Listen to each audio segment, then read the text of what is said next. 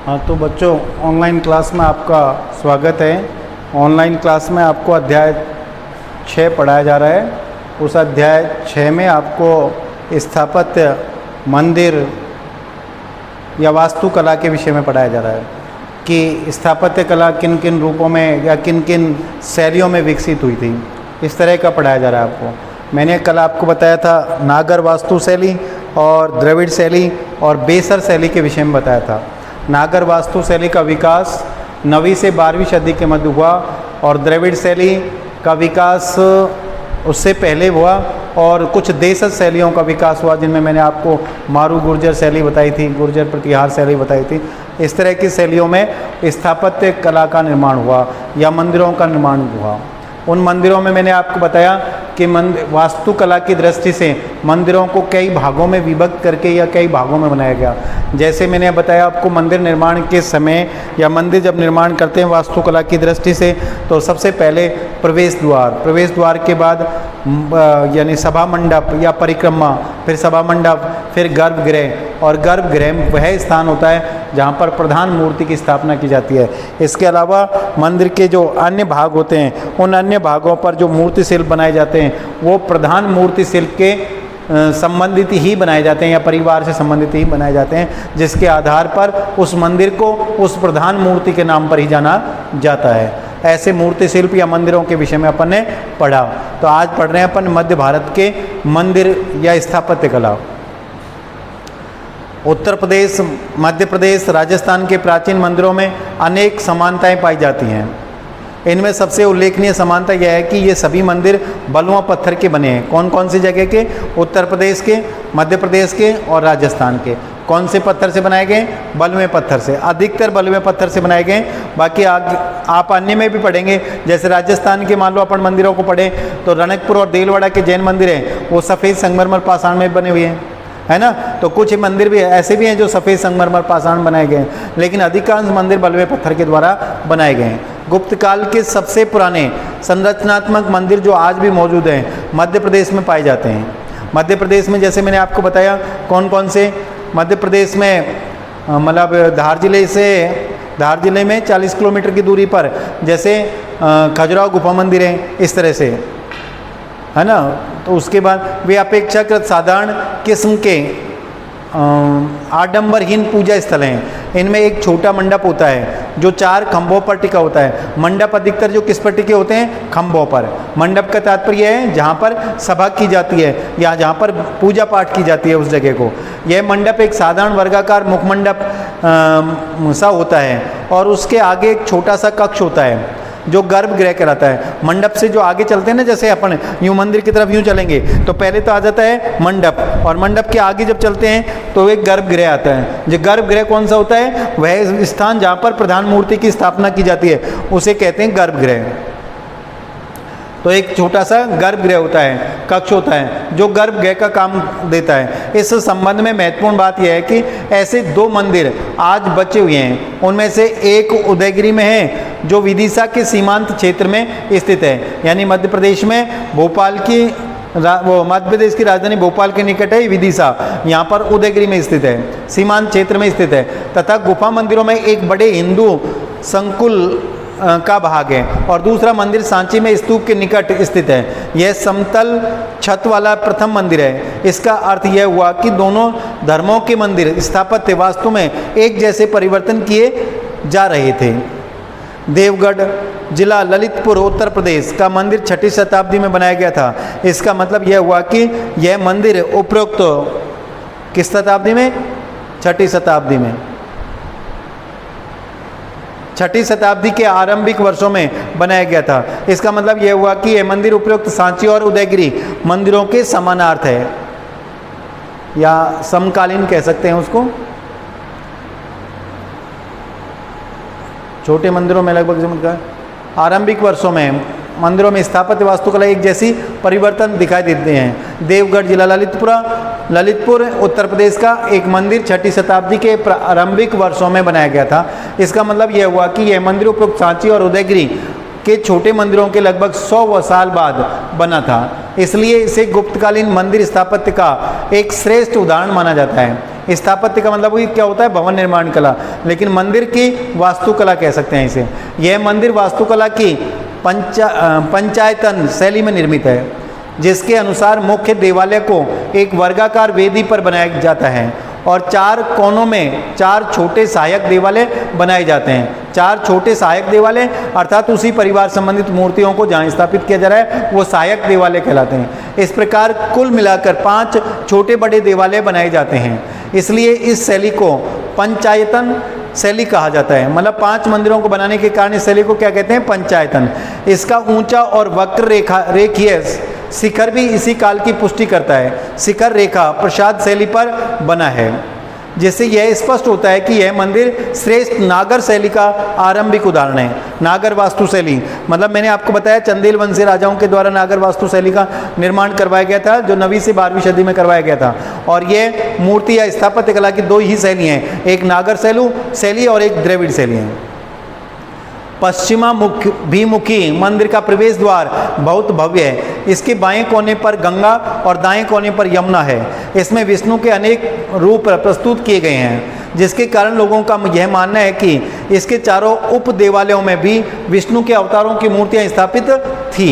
इसलिए लोग इसे ब्रह्मवश दशावतार मंदिर समझने लगे हैं। लेकिन वास्तविकता में तो यह है कि हम नहीं जानते कि ये चारों उप देवालय मूल रूप से किन देवताओं को समर्पित थे।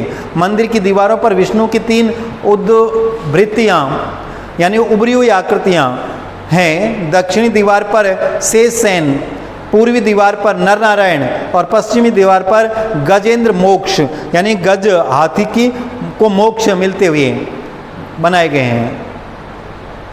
दृश्य चित्रित हैं। उन उद्वृत्तियों की यानी उभरी हुई मूर्तियों की स्थिति से यह पता चलता है कि इस मंदिर में परिक्रमा दक्षिण से पश्चिम की ओर की जाती थी। दक्षिण से पश्चिम की ओर की जाती थी, जबकि आजकल प्रदक्षिणा पथ जो बनाए जाते हैं परिक्रमा, मैंने आपको बार बार बताया प्रदक्षिणा पथ, उसे परिक्रमा कहते हैं, दक्षिणावर्त की जाती हैं। एक बात और भी है कि यह मंदिर पश्चिमाभिमुख है। ऐसा बहुत कम देखने को मिलते हैं जो पश्चिम की तरफ उनका मुख है। अधिकांश मंदिरों का मुख पूर्व या उत्तर की ओर होता है। किसकी तरफ? पूर्व और उत्तर की। तो ये पश्चिमाभिमुखी है और जिसमें परिक्रमा किस तरह है, दक्षिण से पश्चिम की ओर लगाई जाती है। कालांतर में अनेक छोटे छोटे आकारों के मंदिर बनाए गए। वैष्णव के रूप में अगर हम चंदेल राजाओं द्वारा निर्मित खजुराहो के मंदिरों का अध्ययन करें तो जो देवगढ़ के मंदिर से लगभग 400 वर्ष बाद 10वीं शताब्दी में बनाए गए थे। मैंने आपको बताया चंदेल वंशीय राजाओं के द्वारा ही नागर वास्तु शैली को अपनाया गया था। और जैसे मैंने बताया खजुराहो गुफा मंदिर, ये मध्य प्रदेश में है खजुराहो गुफा मंदिर, और ये मध्य प्रदेश में छतरपुर शहर से 40 किलोमीटर की दूरी पर हैं। जिनको मतलब ये मंदिर हैं देवगढ़ के मंदिर के लगभग 400 वर्ष बाद 10वीं शताब्दी में बनाए गए थे। तो पाए गए कि मंदिर वास्तुकला की नागर शैली और रूप में नाटकीय रूप से कितना अधिक विकास हो गया था। मतलब इनको देखा गया कि वो नागर वास्तु शैली में कितना और अधिक विकास हो गया था। खजुराहो का लक्ष्मण मंदिर विष्णु को समर्पित है। खजुराहो में क्या है, 85 मंदिर हैं वैसे तो, लेकिन इनमें 2 मंदिर प्रमुख हैं। एक तो कंदरियानाथ महादेव मंदिर है और एक लक्ष्मण मंदिर है, जिनमें लक्ष्मण मंदिर है जो विष्णु को समर्पित है। यह मंदिर चंदेल वंशीय राजा धंग द्वारा 954 ईस्वी में बनाया गया था।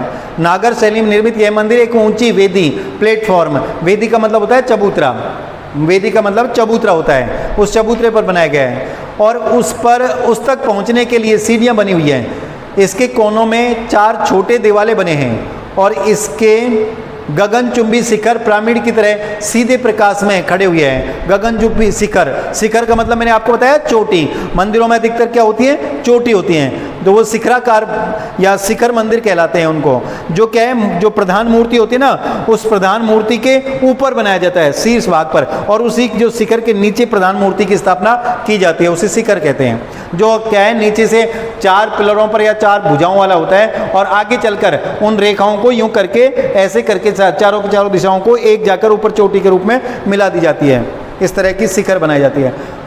और उसके ऊपर भी कलश लगाया जाता है। ये इसके शिखर के अंत में एक नालीदार चक्रिका, तस्त्री, मतलब चक्रिका का मतलब है तस्त्री, तस्त्री चक्री कहते हैं उसको, चक्री लगी हुई है। आप देखना कभी भी अपनी छतरियाँ होती हैं मंदिरों पे, उनके ऊपर चक्री सी भी लगी होती है, उसके ऊपर कलश लगा होता है जिसे आमलक कहा जाता है। उसको क्या कहेगा, चक्रिका को आमलक कहा जाता है। उस पर एक कलश स्थापित है। कलश जैसे स्वर्ण कलश होता है, मिट्टी का कलश होता है, तो ये क्या है, पत्थर में गढ़कर कलश बनाए जाते थे, वो स्थापित किए गए हैं। ये सब चीज़ें इस काल के नागर मंदिरों में सर्वत्र पाई जाती हैं, अर्थात नागर वास्तुशैली से मिलता जुलता होता है, इसलिए इनको नागर वास्तुशैली का मंदिर कहा जाता है। मंदिर में आगे निकले हुए बारजे बरामदे हैं, अर्थात बारजे का मतलब क्या है, बरामदे हैं। इस प्रकार यह मंदिर देवगढ़ के मंदिर से बहुत ही अलग किस्म का है। कौन सा, लक्ष्मण मंदिर। कहाँ का है ये खजुराहो गुफा मंदिरों का लक्ष्मण मंदिर है। तो किसको समर्पित है, विष्णु भगवान को समर्पित मंदिर है। खजुराहो में स्थित कंदरियानाथ महादेव मंदिर का निर्माण यह भी चंदेल वंशीय राजपूत राजाओं के द्वारा ही निर्मित करवाया गया था। नागर वास्तुशैली में करवाया गया था और 9वीं से 12वीं सदी में करवाया गया था। यह अपने श्रृंगार रस के रति भावपूर्ण कामुक दृश्यों के मूर्ति शिल्पों के कारण प्रसिद्ध गुफा मंदिर हैं। कौन से, खजुराहो के कंदरियानाथ महादेव मंदिर। भारतीय मंदिर स्थापत्य की शैली की पराकाष्ठा है, मतलब इतना अच्छा, इतनी कुशलता से बनाया गया है कि मंदिर स्थापत्य कला की, भारतीय मंदिर स्थापत्य कला की पराकाष्ठा है इसमें। इस विशाल मंदिर के स्थापत्य एवं मूर्ति कला में मध्यकालीन भारतीय मंदिर निर्माण के वे सभी लक्षण विद्यमान हैं जिनके लिए मध्य भारत की स्थापत्य कला जानी जाती है या विशेषताएं लिए हुई है, पहचान बना रखी है जिसने कि श्रेष्ठता जानी जाती है। खजुराहो के मंदिर अपनी कामोद्दीप, मैंने बताया कामोद्दीपन मतलब यानी कामुक दृश्यों के मूर्ति शिल्पों के कारण खजुराहो गुफा मंदिर प्रसिद्ध है। मतलब काम वासना से संबंधित मूर्ति शिल्पों को यहाँ पर बनाया गया है, प्रकृति और पुरुष के मेल मिलाप को यहाँ दर्शाया गया है। एवं श्रृंगार प्रधान प्रतिमाओं के लिए भी बहुत प्रसिद्ध है। यहाँ श्रृंगार परक मूर्ति शिल्प इस तरह के बनाए गए हैं जो कि अलौकिक हैं, आज तक मतलब उसको बनाने में सक्षम नहीं है। इनमें श्रृंगार रस को उतना ही महत्व दिया गया है जितना कि मानव की आध्यात्मिक खोज को, और इसे पूर्ण ब्रह्म का ही एक महत्वपूर्ण अंश माना जाता है था। इसलिए अनेक हिंदू मंदिरों में आलिंगनबद्ध मिथुन को शुभ मानकर उसकी मूर्तियां स्थापित की हुई हैं। आमतौर पर ऐसी मिथुन प्रतिमाओं को मंदिरों के प्रवेश द्वार पर अथवा किसी बाहरी दीवार पर रखा जाता था। इसके अलावा ऐसी प्रतिमाएं अक्सर मंडप और मुख्य देवालय के बीच दीवारों पर बनाई जाती थीं। खजुराहो की प्रतिमाओं की अपनी एक खास शैली है जिसके कुछ विशिष्ट लक्षण हैं, जैसे वे अपने पूरे उभार के साथ हैं, वे आसपास के पत्थर से काटकर बनाई गई हैं, उनकी नाक तीखी है, ठुड्डी बढ़ी हुई है, आंख लंबी और मोड़े लंबी मुड़ी हुई बनाई गई हैं, भौएँ हैं ये मोड़े लंबी बनाई गई हैं। तो इस प्रकार खजुराहो गुफा मंदिरों के कंदरीनाथ महादेव मंदिर की जो मूर्ति शिल्प है वो मूर्ति शिल्प प्रसिद्ध है। ये श्रृंगार रस और कामुक दृश्यों से संबंधित मूर्ति शिल्प है। खजुराहो में बहुत से मंदिर हैं, उनमें से अधिकांश हिंदू देवी देवताओं के मंदिर हैं। मैंने बताया खजुराहो में वैसे 85 मंदिर थे, लेकिन वर्तमान में 24 मंडपी, अब 24 मंदिर ही शेष रह गए हैं। और ये मध्य प्रदेश में छतरपुर शहर से 40 किलोमीटर की दूरी पर स्थित हैं, जिनको चंदेल वंशीय राजाओं के द्वारा बनवाया गया था, नागर वास्तुशैली में बनवाया गया था। कुछ जैन मंदिर भी हैं, इनमें से 64 योगिनी मंदिर विशेष रूप से उल्लेखनीय है। यह 10वीं शताब्दी से पहले का है। इस मंदिर में कई छोटे वर्गाकार देवालय हैं जो ग्रेनाइट के शिलाखंडों को काटकर बनाए गए हैं, अर्थात ग्रेनाइट पाषाण से बनाए गए हैं। ग्रेनाइट पत्थर होता है, अपने यहाँ पत्थर आता है जो स्टोन जमाने के काम आता है, उनमें एक ग्रेनाइट पत्थर भी आता है, वो ग्रेनाइट पत्थर के द्वारा बनाए गए। इनमें से प्रत्येक देवालय देवियों को समर्पित हैं। इस तरह की तांत्रिक पूजा का उदय 7वीं शताब्दी के बाद हुआ था। ऐसे बहुत से मंदिर जो योगिनी पंथ को समर्पित हैं, मध्य प्रदेश, ओडिशा, दक्षिण में तमिलनाडु तक 7वीं से 10वीं शताब्दी के बीच यत्र तत्र बनाए गए थे, लेकिन आज उनमें से बहुत कम बचे हुए मंदिर हैं। तो अपने मतलब मध्यकालीन जो हैं अपन मंदिर या स्थापत्य पढ़े हैं, जैसे मध्य भारत के इनमें अपन ने कौन सा पढ़ा है, खजुराहो गुफा मंदिर। और खजुराहो गुफा मंदिरों में कौन से मंदिरों का निर्माण पढ़ा है अपन ने, 2 मंदिरों का नाम लिया, एक तो लक्ष्मण मंदिर है और एक कंदरियानाथ महादेव मंदिर। ये मंदिर किसके द्वारा बनवाए गए हैं, नागर वास्तुशैली में बनाए गए और चंदेल वंशीय राजाओं के द्वारा बनवाए गए मंदिर हैं। तो अपन ने मध्य भारत के जो मंदिरों में मतलब क्या है, नागर वास्तुशैली का अध्ययन किया। और नागर वास्तुशैली में अपन ने कौन सा पढ़ा है, कि मध्य प्रदेश के खजुराहो गुफा मंदिरों का अध्ययन किया है। ऐसे पश्चिम भारत के कुछ मंदिर, भारत के पश्चिमोत्तर क्षेत्र में जिसमें गुजरात और राजस्थान शामिल है, और कभी कभी शैलीगत विशेषताओं के कारण पश्चिम मध्य प्रदेश को भी इसमें शामिल कर लिया जाता है। मंदिर इतने अधिक हैं कि उन पर व्यापक रूप से विचार नहीं किया जा सकता। ये मंदिर रंग और किस्म दोनों ही दृष्टि से अनेक प्रकार के पत्थरों से बने हुए हैं। मतलब यहाँ ऊपर तो बनाए गए थे अपने मध्य भारत में तो बलुए पत्थर से, और यहाँ अनेक प्रकार के पत्थरों का उपयोग किया गया है। इनमें बलुआ पत्थर का इस्तेमाल अधिक हुआ है, प्रयोग हुआ है। यद्यपि 10वीं से 12वीं शताब्दी के बीच बने मंदिरों की मूर्तियाँ धूसर सलेटी पाषाण में बनाई हुई हैं, असिता की बनी हुई पाई गई हैं, लेकिन इनमें मुलायम चिकने सफ़ेद संगमरमर का भी तरह तरह से प्रचुर मात्रा में प्रयोग हुआ है। मैंने आपको बताया था कि राजस्थान में जैसे देलवट और रणकपुर के मंदिरों को यदि आप बात करेंगे तो वो सफ़ेद संगमरमर पाषाण से बने हुए मंदिर हैं। जो 10वीं से 12वीं शताब्दी के माउंट आबू और रणकपुर, मैंने अभी बताया था माउंट आबू यानी सिरोही में माउंट आबू पर जो स्थित हैं वो देलवाड़ा के मंदिर, और जो राजस्थान के पाली जिले में स्थित हैं वो रणकपुर के जैन मंदिर है, वो सफ़ेद संगमरमर पाषाण में बने हुए हैं। इस क्षेत्र के अत्यंत महत्वपूर्ण कला ऐतिहासिक स्थलों में से एक है। गुजरात में साम्राज्य जो यह दर्शाता है कि इस क्षेत्र की पूर्ववर्ती कला परंपराएं गुप्त काल के बाद की शैली के साथ किस प्रकार मिल गई थी, जिसके फलस्वरूप मूर्ति कला में एक अलग नई शैली का उदय हुआ। दूसर, स्तरित चट्टानों से बनी अनेक मूर्तियां इस क्षेत्र में पाई गई हैं, जिनका समय 6वीं शताब्दी के आसपास का माना जा सकता है। इनके संरक्षक कौन थे, इस विषय में तो मतभेद है, पर इनका काल इनकी शैली के आधार पर निर्धारित किया जा सकता है। जैसे अपने रणकपुर और देलवाड़ा में तो है ना, देलवाड़ा के जो जैन मंदिर बनाए गए हैं वो तो पोड़वा जाति के नहीं, रणकपुर के जो जैन मंदिर हैं उनको तो मतलब वहाँ के सेठों के द्वारा बनवाया गया, जो कि महाराणा कुंभा ने एक अद्भुत इतिहास रचा था, उस समय इनका निर्माण करवाया। उनमें जैसे देलवाड़ा के जैन मंदिर हैं, उन जैन मंदिर को विमल शाह और तेजपाल के द्वारा, और यहाँ रत्ना शाह और धन्ना शाह के द्वारा बनवाया गया था ये मंदिरों को। तो इनके संरक्षक तो ये रहे थे। मुठेरा गुजरात का सूर्य मंदिर 11वीं शताब्दी के आरंभिक काल की रचना है। इसे सोलंकी राजवंश के राजा भीमदेव द्वारा बनवाया गया था, जो 1026 ईस्वी में बनवाया गया। सूर्य मंदिर में सामने की ओर एक अत्यंत विशाल वर्गाकार जलाशय है, जिसमें सीढ़ियों की सहायता से पानी तक पहुंचा जा सकता है। इसे सूर्य कुंड कहते हैं। नदी, तालाब, कुंड, बावड़ी जैसे किसी भी जल निकाय का किसी पवित्र एवं धार्मिक वास्तु स्थल के पास होना पुराने ज़माने से ही आवश्यक समझा जाता था। मतलब ये इस तरह होते थे कि ये जलाशय निश्चित है, नदी, तालाब, कुंड, बावड़ी ये निश्चित है। एक मंदिर पवित्र स्थल के पास, धार्मिक वास्तु स्थल के पास होना निश्चित स्वाभाविक था।